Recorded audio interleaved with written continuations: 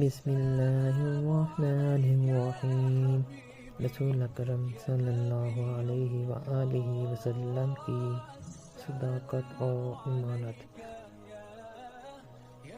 ہمارے پیارے رسول صلی اللہ علیہ وآلہ وسلم کی ذات تمام خوبیوں کا مجموعہ تھی۔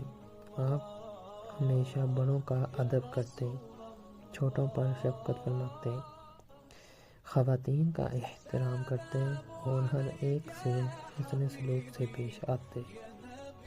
آپ صلی اللہ علیہ وآلہ وسلم کی صداقت و امانت کو مکے کے سب لوگ مانتے تھے، اس لیے آپ کو صادق اور امین کے نام سے پکارا جاتا تھا۔ وہ لوگ اپنی امانتیں بھی آپ صلی اللہ علیہ وآلہ وسلم کے پاس